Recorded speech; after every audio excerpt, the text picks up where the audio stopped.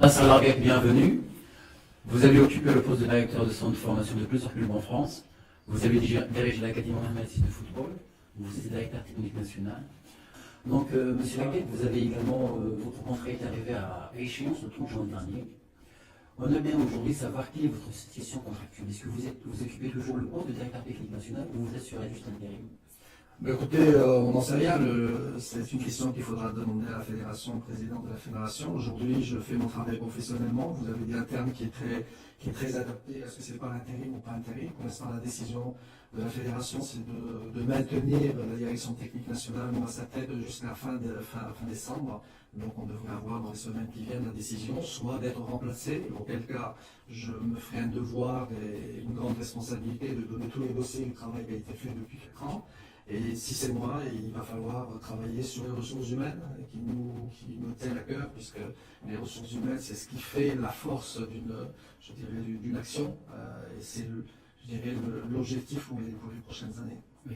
Vous voulez dire qu'il y a un travail qui a été effectué depuis 4 ans. C'est vous qui avez fait ce travail avec vos équipes. Aujourd'hui, quel bilan faites-vous de vos 4 années à la tête de la direction technique nationale? Bon, le bilan est très clair. Le bilan, c'est d'avoir organisé déjà une direction technique nationale qui était de notre devoir, puisque vous savez, au moment de la prise de fonction, il y avait 2 départements très distincts. Il y avait le département des sélections nationales au niveau des jeunes, puisque moi j'ai la responsabilité des jeunes, qui est délivré par Pete Verbeek, qui a fait un excellent travail avec nos équipes nationales. Il y avait un département des formations de cadre qui était dirigé par Jean-Pierre Morland, qui était parti pendant une année, qu'on a demandé qu'il revienne avec nous. Et je trouvais qu'il y avait un chaînon manquant, c'est-à-dire c'est tout le travail qui doit être fait à la base avec les ligues régionales. Aujourd'hui, on a un tronc commun et on est vraiment sur une action, je dirais, transversale, puisqu'aujourd'hui, on ne peut pas prétendre d'avoir des équipes nationales qui ont des résultats à long terme si on n'a pas une formation de terre de très haut niveau et si on ne développe pas les pratiques dans toutes les régions du Maroc, que ce soit pour les garçons ou les filles, à tout âge. Aujourd'hui, on a le département développement des pratiques avec les ligues qui marchent très bien. Aujourd'hui, pas toutes à la même vitesse, mais ils travaillent avec des contrats d'objectifs qui sont identiques pour les 11 ligues régionales et on se réjouit que les présidents de ligue vraiment s'investissent énormément. La deuxième chose, au niveau des formations de cadre, on est passé de 7 niveaux de formation à 13 niveaux de formation, dont 3 formations on a vu la première promotion qui est sortie, dont les managers, les acteurs managers et les responsables administratifs financiers, plus la licence pro CAF, on est les premiers sur le continent africain à le faire, donc la CAF nous fait confiance, donc ça c'est un résultat qui est très positif.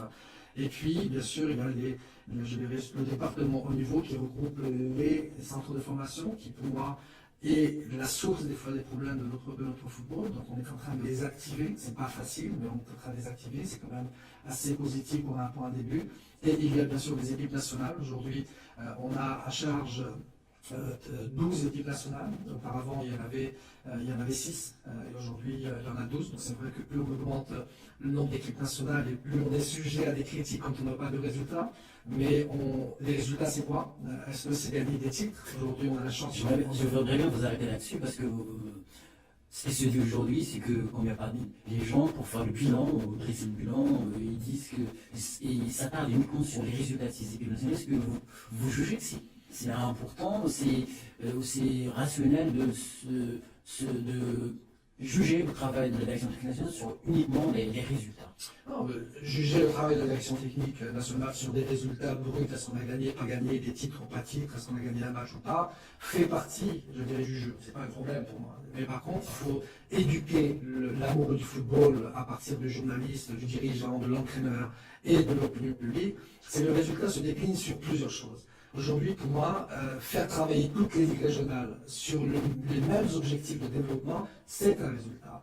Aujourd'hui, faire venir une université de Limoges, dans laquelle a été formé Zidane, Laurent Blanc, qui vient vous faire la formation dans votre pays, qui se délocalise pour la première fois, c'est un résultat. Que la CAF vous désigne comme le premier pays à faire la CAF Pro, c'est un résultat. Avec le propre contenu de travail, c'est un résultat. Voir les centres de formation un petit peu bouger, et puis que les centres de formation commencent à recruter des enfants de 12-13 ans, alors qu'à l'époque on recrutait que des joueurs à partir de 18 ans, c'est un résultat. Voir nos équipes nationales gagner des titres, c'est un résultat. Voir des jeunes joueurs qui ont commencé avec nous, des moins de 17 ans qui jouent en équipe A ou en équipe nationale des locaux, c'est un résultat. Donc aujourd'hui, ne se focaliser que sur les résultats purs, c'est réduire son champ de vision et son intelligence intellectuelle du football. Se dire le résultat est un ensemble de choses, et pour moi je dirais que dans les On est à 4 ans de travail. D'accord. Si vous voulez rendre des comptes sur des résultats bruts de match, c'est sûr qu'il faudra le faire. Il ne faut pas non plus être, je dirais, absent du débat du résultat pur d'un match. Aujourd'hui, on se réjouit tous que le Wydad a gagné la Champions League, la Super Coupe. On est tous contents de voir l'équipe du Raja gagner la coupe de la CAF. Donc le résultat est source de motivation aussi. Mais on parle des équipes de jeunes, 4 ans. Bon, l'âge d'une direction de Ligue nationale, c'est excellent. Exactement, ça, je suis d'accord avec vous. Vous prêchez un convaincu. Aujourd'hui, quand vous rentrez dans le système de formation, c'est du long terme. Un enfant qui va avoir son bac et ensuite aller à l'université, j'ai ma fille qui fait médecine, elle va être médecin, peut-être encore, elle a besoin encore de 6, 7, 8 ans pour devenir médecin. D'accord. Donc c'est le temps. C'est la même chose pour un footballeur. Un footballeur, il n'est pas footballeur. Il a de temps en temps un talent pur qui sort, un génie qui sort. C'est comme un ingénieur qui va sortir, mais vous en avez un tous les 10 ans. Aujourd'hui, c'est une formation, c'est-à-dire que nos jeunes doivent passer par toutes les étapes du travail. Aujourd'hui, vous savez, pour former un professionnel, c'est 15 ans de travail pour arriver à trouver un professionnel à l'âge de 20 ans à 22 ans.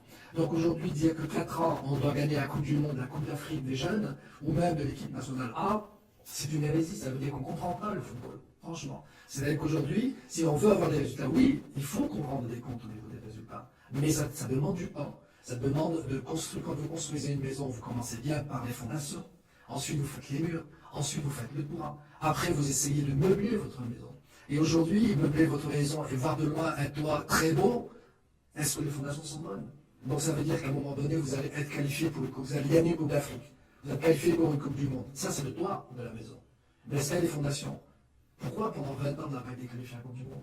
Parce qu'effectivement, à un moment donné, on avait un beau toit, mais on n'avait pas les fondations. Aujourd'hui, je pense qu'on est en train de construire les fondations.